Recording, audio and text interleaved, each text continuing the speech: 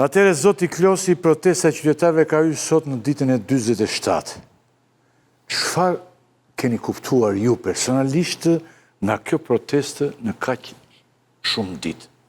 Vështirë si në Shqipëri, po dhe në shumë edhe tjera të botës, të ndodhin protesta një hapësirë kaq të madhe kohe.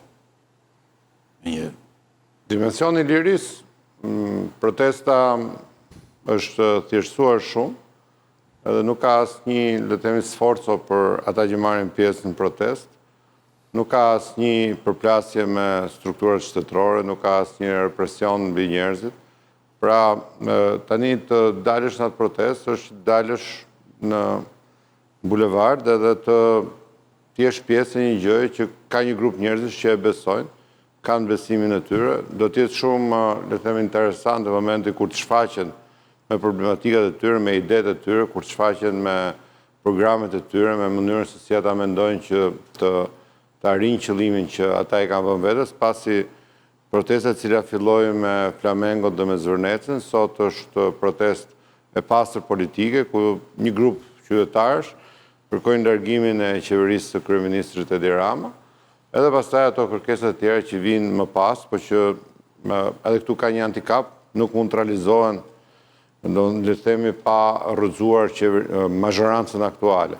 Se si do rrëzojnë mazhorancën aktuale, nuk kemi një ide të përcaktuar qartë që ta hajë dhe ta diskutojmë, përveç se kërkesës vazhdueshme të atij grupimi qytetar, atij grupimi protestuesish që thonë që të largohet Edi Rama. Në 47 ditë, këtë mund të themi, nuk kemi në një moment tjetër që mund të bëjmë një analizë. Ka një, le të themi, diskutim i brendshëm ose diskutim, le të themi, në rrjetet sociale, nuk di sa i vërtet është se rrjetet sociale tani mund të shkruash çfarë duash edhe ta ngresh si duash kauzën. Ka një diskutim për të ngritur një komitet drejtues, një grup përfaqësues, një, le të themi, institucion përfaqësues politik i protestuesve. Ajo do të ishte një arritje e protestës, pasi do të kishim përballë një ekip i cili do të garonte me idet, me qëndresat e tyre, me problematikat, mbase me ide për ligjet caktuara, për politikat caktuara, për situatat caktuara, dhe në garën e ardhshme elektorale, që është në më pak se një vit, jemi më pak se një vit sot do të kemi bërë zgjedhjet lokale, mbase grupimi do të ketë paraqitur dhe kandidatët e tyre, dhe do të garojnë me 61 apo më sa do të jenë kryetarët e bashkive nga reforma. Aty do të spikatet më shumë leadershipi, do të ketë fushat elektorale, po ajo që mund të them është që dihet që ata duan në rrëzimin e qeverisë Edi Rama dhe kjo është krejt normale në një shtet demokratik që të ketë një pjesë shoqërisë që nuk do qeverinë. Ne në zgjedhjet e fundit, në zgjedhjet e 2025, se kam thënë disa herë dhe këtu në emisionin tuaj, nuk kemi marrë 100 vota nga 100, kemi marrë vetëm 53 vota. Pra nga 100 veta që kanë votuar, 53 veta kanë votuar Edi Ramën, programin e tij. 47 tjerët s'kan votuar për qeverinë socialiste. Kështu 47 tjerë në 2 milion votues, pra 47% në 2 milion votues, a e gjejnë vetëm të përfaqësuar në ta, apo janë të përfaqësuar në grupime të tjera në forca ndryshme politike, kjo është për të parë kur vi gara. Deri tani nuk kemi një kërkesë më të spikatur se sa kërkesa për largimin e qeverisë, që është një kërkesë legjitime atij grupimi, po vetëm kaq. Okej, zoti Klosi, ju sa gjëra të bukura dhe të mira, por i thatë për përgjegjësitë për protestuesit. Kanë patur reagime të ashpra, kryeministit sidomos, për anatemin të protestuesve, teori konspiracioni me Iranin, me Greqinë, Serbinë e tjerë, me gjëra të tjera. Nuk ju shkon ndonjëherë në mendje që shqiptarët kanë dalë për hallet e tyre dhe të gjitha dhe jo me këtë forca që duan të keqen Shqipërisë të gjitha. Si më thoni, nëse ju keni prova të plota.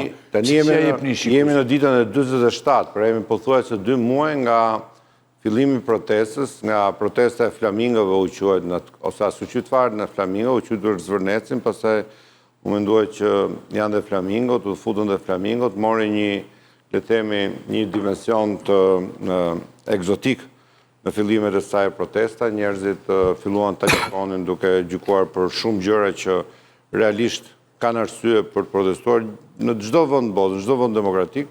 Njerëzit kërkojnë më shumë, duan që gjërat të ecën më shumë. Pra, për shembull, një nga diskutimet është ligji për zonat e mbrojtura. Të flasësh që të bësh fajtor Edi Ramën dhe mazhorancën socialiste për ligjin e zonave të mbrojtura, krahasimisht me çka ka ndodhur më përpara, është absurde. Pra, është një ligj i krijuar nga ne, është një politike e krijuar nga ne, është një institucion i krijuar nga ne, është një mbrojtje e krijuar nga ne, janë të drejta të krijuar nga ne.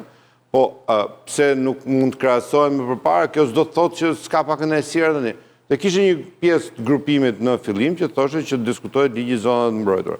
Kishte ligje të tjera apo problematika të tjera, se ato që thatë ju, problematika të njerëzve që ka nevojë për të protestuar, ka nevojë që të kenë një zë përfaqësimi, ka nevojë që të kenë një zë opozitar, dhe mungesa e opozitës po ashtu e krijon këtë vakum të shoqëri që nuk ka një zë opozitar të fortë dhe njerëzit përpiqen ta kenë atë zë. Por sa kohë që protesta ishte le të themi brenda këtij dimensioni qytetar. Kur kërkesa kaloi dhe u bë politike, kur kërkesa është vetëm largimi i Edi Ramës, edhe asnjë negociat tjetër, padyshim që këtu jemi grupim politik, i cili ka një qëllim vetë, nuk ka asnjë problem pse e ka atë qëllim. Tash, është krejt normale në demokraci të ketë grupime që bëjnë protesta, ne kemi parë protesta, një njeri bën protestë para shtëpisë Bardh me vite. Një njeri, një grup njerëzish bën protesta. Ose tre. Po dakor.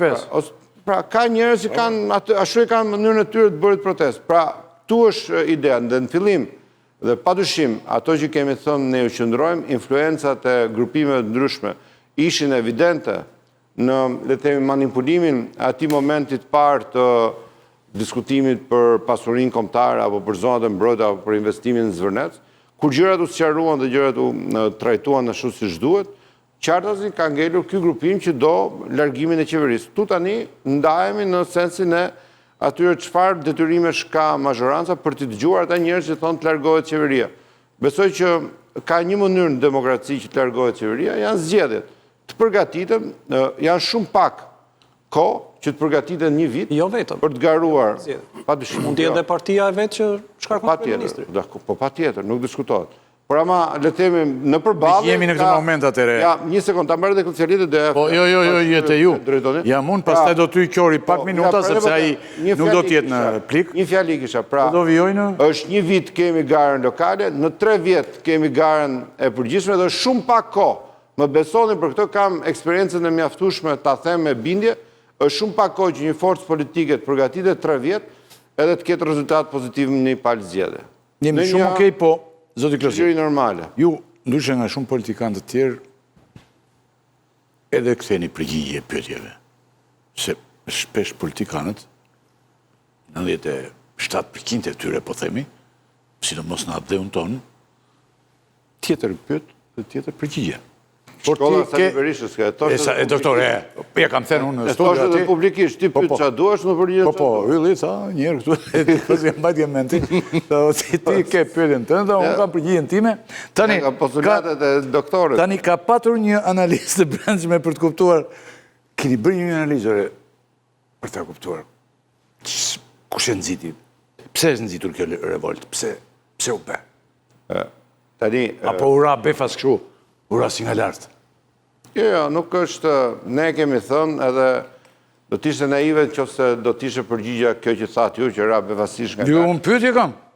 Fitoria 2025-ës, 83 mandatet në parlament, fjalimi pari i Edi Ramës mbas asaj fitore, ishte përgjegjësia që ne duhet kemi dhe kuptimi më i qartë i asaj që nga ai moment njerëzit shikojnë tek Partia Socialiste zgjidhjen e gjitha le themi problemeve apo kërkesave që ata kanë. Qeverisim sot jo vetëm mazhorancë në parlament me 83 mandate, me i qeverisë si asnjëherë tjetër në demokraci, po kemi edhe 55 nga 61 bashki të vendit, pra çdo gjë që ndodh në Shqipëri, njerëzit i drejtohen Partisë Socialiste. Dhe kemi bërë këtë që flitet sot, hapjen, kërkesat për reformat brendshme në parti, hapjen e partisë, zgjerimin, futjen e elementëve të ri, më mirë se askush tjetër dhe para 2 vjetësh, 3 vjetësh ne nisëm procesin e rienergjizimit dhe treguesit janë fantastik. Për sa i përket nevojës që ka një forcë politike që të mos vetë kënaqet me fitoret, po të rigjenerojë vetë në saj, të përgatitet më mirë për zgjedhje, të kuptojë çfarë duan njerëzit dhe ajo që thash në fillim është thelbi i bisedës. Sa do mirë të punosh, sa do mirë të realizosh, sa shumë gjëra të mira të bësh, kjo nuk mjafton. Bukur. Gjithmonë duhet të jesh vigjilent edhe të përpiqesh që të bësh më të mirë. Dhe te kjo më e mira është çdo gjë relative. Çdo gjë është relative. Asnjëherë nuk ka një limit. Nuk është, besoj që Absolutisht që nuk ke që të ndërtosh një mur, nuk është po të ndërtosh një mur, po ndërtove këtë murin në ri qeveri sa dush. Jo në asnjë mënyrë, bën atë murin do të bësh një mur tjetër. Ajo që kemi kërkuar në 2025 është integrimi në Bashkimin Evropian.